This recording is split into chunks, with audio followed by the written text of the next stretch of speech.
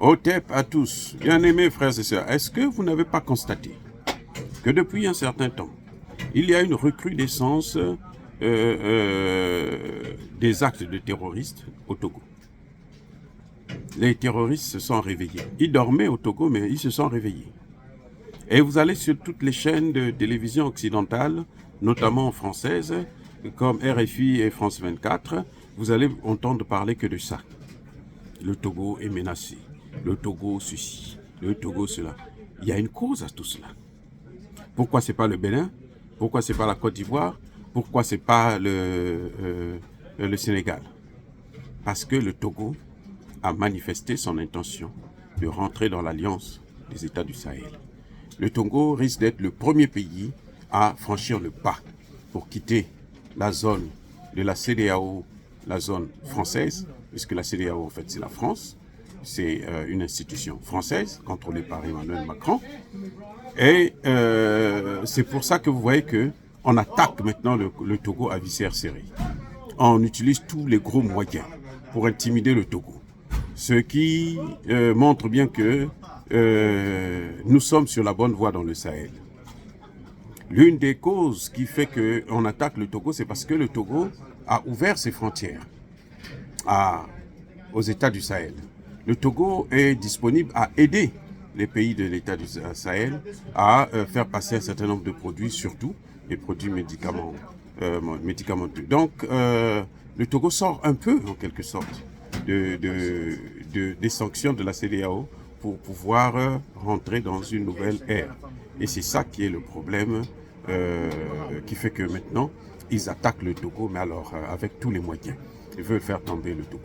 Vous savez que la France est en ce moment en deuil. Elle n'a pas encore fini. Elle ne fait que commencer. Je vous ai sorti une vidéo pour dire que la France pille 212 milliards de francs CFA à la Côte d'Ivoire, rien que dans le domaine du commerce. Donc c'est pour vous dire que c'est vraiment, vraiment beaucoup de milliards de francs CFA qui disparaissent, qui vont en fumée. Et je vous ai dit aussi que la France gagne 500 milliards de dollars américains chaque année des pays de la zone franc. Donc la perte du Sahel, c'est déjà un coup très très très dur.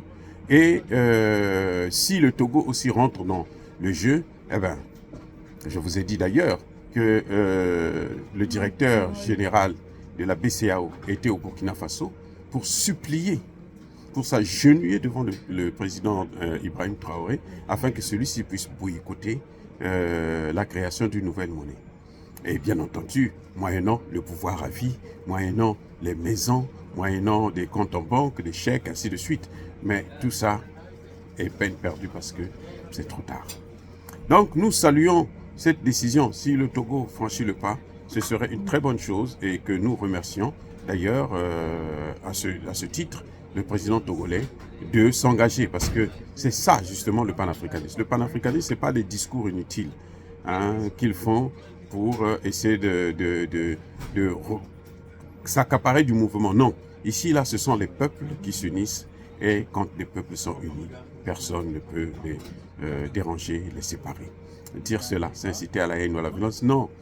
En tout cas, sachez que la recrudescence des attaques terroristes au Togo a une cause, et cette cause, c'est le rapprochement entre le Togo et les États du Sahel. Bien-aimés frères et sœurs, encore une fois de plus, soyez bénis, abondamment bénis par le Dieu des Kémites et par nos ancêtres angélisés. Vive l'Afrique éternelle, j'ai dit et j'assume.